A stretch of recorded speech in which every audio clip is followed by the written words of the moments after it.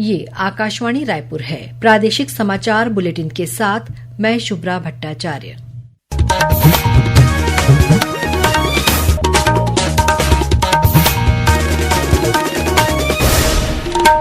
और अब पेश है आज के मुख्य समाचार। बीजापुर जिले में माओवादियों ने 2 पूर्व सरपंचों की हत्या की।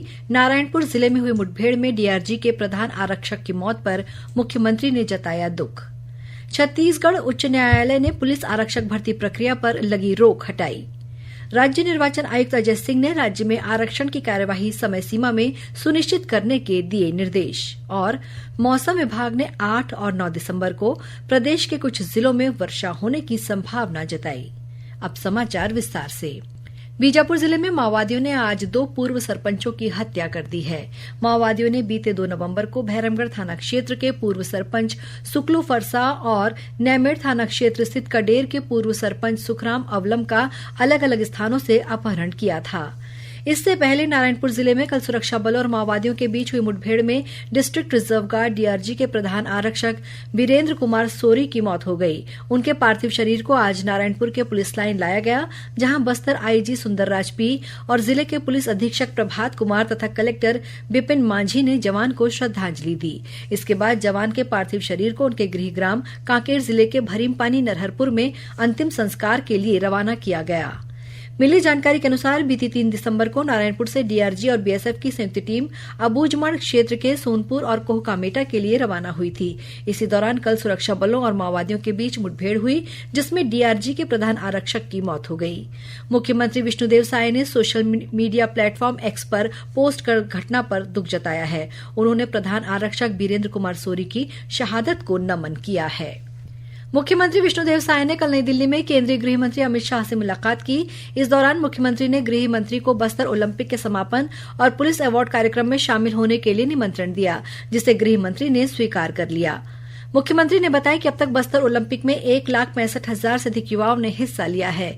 इस ओलंपिक में हॉकी, फुटबॉल, कबड्डी और वॉलीबॉल समेत 11 पारंपरिक खेलों को शामिल किया गया है। मुलाकात के दौरान मुख्यमंत्री ने केंद्रीय गृह मंत्री श्री शाह को राज्य में माओवाद विरोधी अभियानों की स्थिति और बस्तर संभाग में चलाए जा रहे विकास कार्यों के संबंध में भी अवगत कराया। मुख्यमंत्री ने बताया कि राज्य सरकार और सुरक्षा बलों के संयुक्त प्रयासों के कारण बस्तर संभाग में माओवादी घटनाओं में कमी आई है। मुख्यमंत्री ने विश्वास जताया कि वर्ष 2026 तक छत्तीसगढ़ को पूरी तरह माओवाद से मुक्त कर लिया जाएगा। इस मौके पर उप मुख्यमंत्री अरुण साव और विजय शर्मा भी उपस्थित थे। छत्तीसगढ़ उच्च न्यायालय ने पुलिस आरक्षक भर्ती प्रक्रिया पर लगी रोक हटा दी है। हाई कोर्ट में कल सुनवाई के दौरान न्यायाधीश राकेश मोहन पांडे की बेंच ने इस मामले को आर्टिकल 14 और 16 का उल्लंघन माना है। छत्तीसगढ़ हाई कोर्ट ने अपने एक महत्वपूर्ण फैसले में आरक्षक भर्ती प्रक्रिया पर लगी रोक को हटा दिया है। कोर्ट ने भर्ती प्रक्रिया को जारी रखने का आदेश देते हुए पुलिस कर्मियों के बच्चों को मिलने वाला छूट को आर्टिकल 14 एवं 16 का उल्लंघन माना है और छूट को हटा दिया है। दूसरी ओर नक्सल प्रभावित इलाकों में तैनात पुलिस कर्मियों के बच्चों को भर्ती में छूट का निर्देश दिया है। हाई कोर्ट का फैसला आने के बाद अब 5,967 पदों पर भर्ती की प्रक्रिया शुरू कर दी जाएगी। आकाशवाणी समाचार के लिए मैं रवि शुक्ला, बिलासपुर। राज्य निर्वाचन आयुक्त अजय सिंह ने राज्य में आरक्षण की कार्यवाही समय सीमा में सुनिश्चित करने के निर्देश दिए हैं। उन्होंने कहा है कि परिसीमन और आरक्षण की प्रक्रियाएं चुनाव के लिए बेहद महत्वपूर्ण होती हैं। राज्य निर्वाचन आयुक्त की अध्यक्षता में आज नवा रायपुर में नगर पालिका और त्रिस्तरीय पंचायत चुनाव के लिए सामान्य प्रशासन विभाग, नगरीय प्रशासन और पंचायत विभाग के वरिष्ठ अधिकारियों की बैठक हुई। बैठक में आगामी स्थानीय निकाय चुनावों को सुचारू और पारदर्शी ढंग से कराने के लिए तैयारियों का मूल्यांकन किया गया। इससे पहले कल कांकेर में राज्य निर्वाचन आयुक्त अजय सिंह की अध्यक्षता में बस्तर संभाग के नगरीय निकायों और त्रिस्तरीय पंचायत चुनाव की तैयारियों के संबंध में समीक्षा बैठक आयोजित की गई। इस दौरान राज्य निर्वाचन आयुक्त ने सभी अधिकारियों को बस्तर संभाग में पारदर्शिता और निष्पक्षता के साथ शांतिपूर्ण चुनाव संपन्न कराने के निर्देश दिए। उन्होंने सभी पात्र मतदाताओं के नाम निर्वाचक नामावली में अनिवार्य रूप से जोड़ने को कहा। बैठक में चुनाव के सुचारू संचालन के लिए चुनाव की तैयारी, सुरक्षा व्यवस्था, मतदान केंद्रों की स्थिति और निर्वाचन प्रक्रिया से जुड़ी महत्वपूर्ण तैयारियों की समीक्षा की गई। एक भारत श्रेष्ठ भारत कार्यक्रम के तहत आज राजभवन में छत्तीसगढ़ सहित मध्य प्रदेश, पंजाब, हरियाणा और केंद्र शासित प्रदेश चंडीगढ़ का स्थापना दिवस मनाया गया। इस अवसर पर राज्यपाल ने कहा कि एक भारत श्रेष्ठ भारत कार्यक्रम का उद्देश्य केवल सांस्कृतिक आदान प्रदान तक सीमित नहीं है। ये कार्यक्रम हमारे देश के विभिन्न राज्यों में बसे निवासियों को एक सूत्र में पिरोने का अद्भुत प्रयास है, जिससे भारत की एकता और अखंडता और अधिक मजबूत होगी। कार्यक्रम में विभिन्न विश्वविद्यालयों के छात्र छात्राओं ने सभी राज्यों की संस्कृति और लोक परंपरा पर आधारित सांस्कृतिक कार्यक्रमों की प्रस्तुति दी। प्रादेशिक समाचार आप आकाशवाणी रायपुर से सुन रहे हैं। राज्यपाल रमेंडेका ने कल धमतरी जिले के प्रवास के दौरान जिला स्तरीय अधिकारियों की बैठक लेकर शासन की फ्लैगशिप योजनाओं की समीक्षा की। बैठक में राज्यपाल ने कहा कि पात्र हितग्राहियों को शासन की विभिन्न योजनाओं से लाभान्वित किया जाए। राज्यपाल ने जिले में जल और पर्यावरण संरक्षण के लिए किए जा रहे प्रयासों की जानकारी भी ली। रायगढ़ में चल रही अग्निवीर भर्ती रैली के दूसरे दिन आज प्रदेश के 7 जिलों सक्ती, कोरबा, मुंगेली, रायगढ़, बीजापुर, गरियाबंद और सरगुजा के 1063 युवाओं ने हिस्सा लिया। इनमें से 351 युवाओं ने दौड़ परीक्षा में सफलता हासिल की। अब शारीरिक प्रवीणता, कागजी कार्यवाही और मेडिकल जांच की प्रक्रिया होगी। युवाओं में अग्निवीर भर्ती रैली को लेकर उत्साह देखा जा रहा है। धमतरी जिले के सिंहपुर मड़ेली गांव में तेंदुए ने घर में सो रही बुजुर्ग महिला पर हमला कर दिया, जिससे उसकी मौत हो गई। घटना की सूचना मिलते ही वन विभाग की टीम मौके पर पहुंची और मृतका के परिवार को 6 लाख रुपए की आर्थिक मदद देने की बात कही। इससे पहले परसों नगरी ब्लॉक में हाथी के हमले में 3 साल की एक बच्ची की मौत हो गई थी। वहीं सरगुजा जिले में उदयपुर वन परिक्षेत्र के ग्राम खमरिया में भालू के हमले में एक बुजुर्ग गंभीर रूप से घायल हो गया है। घायल बुजुर्ग का इलाज मेडिकल कॉलेज अस्पताल में चल रहा है। और अब पेश है मौसम का हाल। मौसम विभाग ने प्रदेश के कुछ जिलों में 8 और 9 दिसंबर को वर्षा होने की संभावना जताई है। साथ ही सरगुजा संभाग और मध्य छत्तीसगढ़ के न्यूनतम तापमान में गिरावट आ सकती है। मौसम विज्ञानी एचपी चंद्रा ने आकाशवाणी समाचार को जानकारी दी।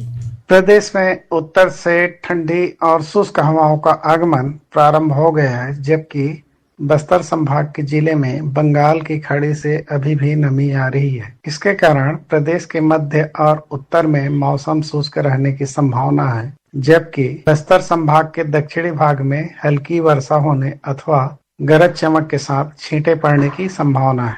अगले 2 दिनों में प्रदेश के सरगुजा संभाग और उससे लगे जिले में 3 से 4 डिग्री तक न्यूनतम तापमान में गिरावट होने की संभावना है। मध्य भाग में 2 से 3 डिग्री गिरावट होने की संभावना है और बस्तर संभाग के जिलों में 1 से 2 डिग्री तक गिरावट हो सकती है। प्रदेश में 8 और 9 दिसंबर को वर्षा होने की प्रबल संभावना है।